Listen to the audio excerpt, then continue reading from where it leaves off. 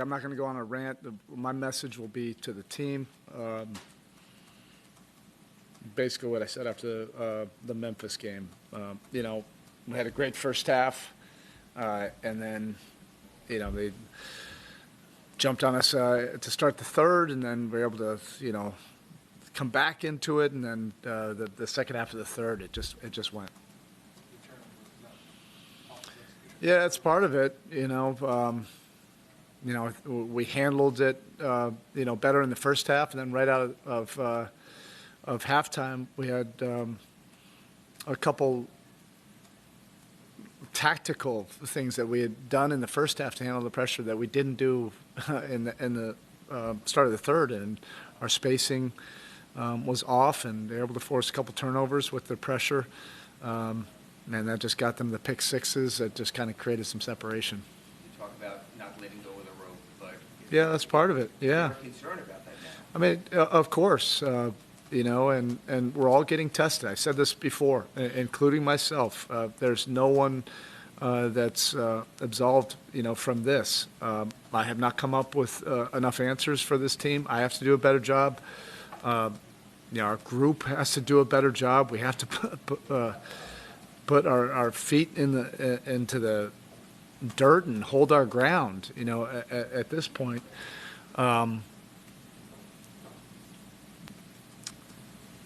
But you always have a choice. It doesn't mean that you're going to win or not.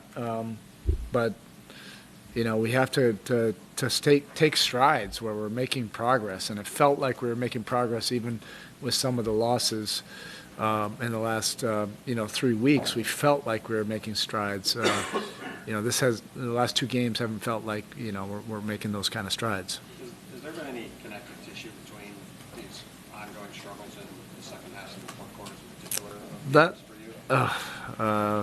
That's the thing that we've been racking our time, our brains, everything, trying to find solutions for that.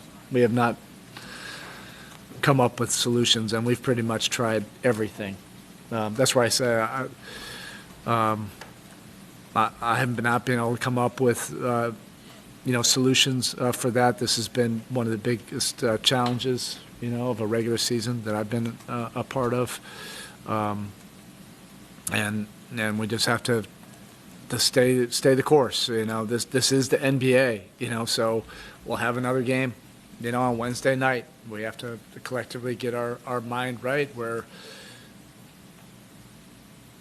all these losses don't have to impact the next game. That's the mental discipline, and that is a tough human condition to fight.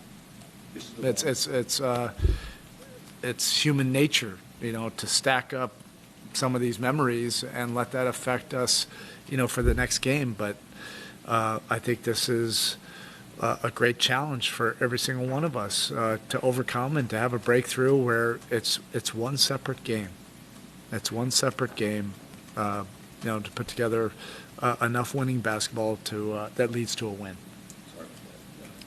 This is the longest losing streak you've had, and I know you always talk about just sort of racing competition of it.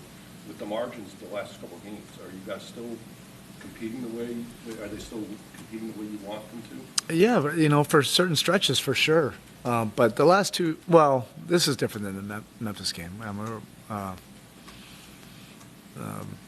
We didn't have any juice in that game. This game, we came out competing, ready to get the job done. And then once the game turned, I think some of the history of the last 3 weeks started to seep in, and it doesn't have to be that way. Is it easy? No. But you have a chance in this league. That's the beauty of this league. You have opportunities to develop your grit, to reveal your competitive character, to collectively develop it together. And you do that through really tough experiences, and we're going through it right now. And I always feel that there's an opportunity of a better benefit when you can break through.